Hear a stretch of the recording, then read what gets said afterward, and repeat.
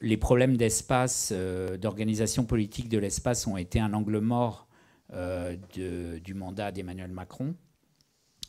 Et pour des raisons multiples, enfin disons, peut-être son manque de culture dans le domaine, c'est-à-dire que c'est aussi, je pense qu'il y a un aspect psychologique, c'est quelqu'un qui est extrêmement brillant dans les domaines où il est brillant. Et là, à mon avis, c'est un domaine qu'il maîtrise mal. Et il a multiplié les erreurs au début, ce qu'il a mis en position de faiblesse les forces les plus conservatrices du système de pouvoir local, ce qu'on pourrait appeler le monde girondin, et non pas du tout fédéraliste.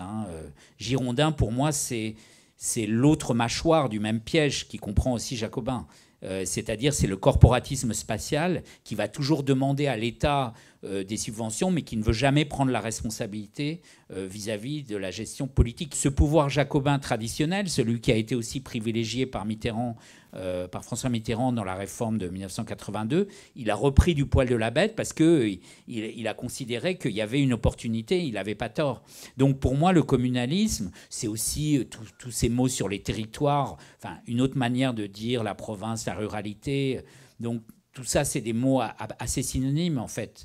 Avec des points de vue légèrement différents.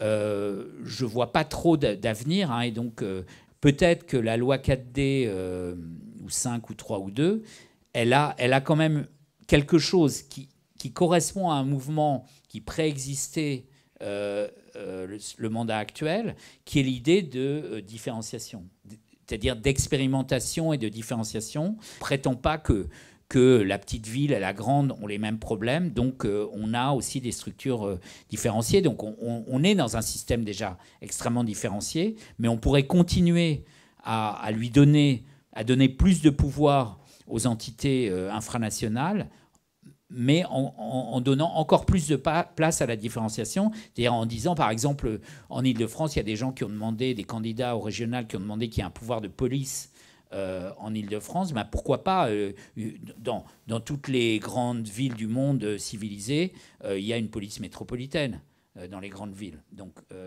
pourquoi pas à Paris? Il y a peut-être un mouvement qui va continuer un processus qu'on a déjà connu de rapprochement des grandes villes vis-à-vis de la plus grande ville. Donc on va avoir cet ensemble qui est l'archipel français, en fait, tel que moi je l'avais décrit il y a quelques temps, pas tout à fait dans le même sens de ce qui a été dit plus récemment, où il y a des îles qui sont les grandes villes, où il y a pratiquement, enfin, où il y a des sociologies, des systèmes productifs très très similaires, quelle que soit la région, que vous soyez à Rennes, à Strasbourg, à Bordeaux, à Nantes, ça se ressemble.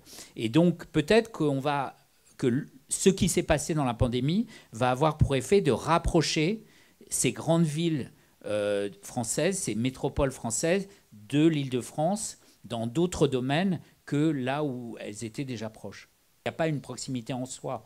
De même qu'il n'y a pas une distance en soi. Donc la proximité, ça veut dire la faible distance. Et j'espère vous avoir convaincu de l'idée que la notion de distance, elle se module. Elle ne se mesure pas seulement en kilomètres ou en n'importe quelle autre unité de mesure. Donc en fait, justement, la société locale, c'est une proximité. C'est un critère politique ou sociétal de proximité qui peut s'appliquer à des objets qui, en termes de nombre de kilomètres, de périmètre, sont très très différents.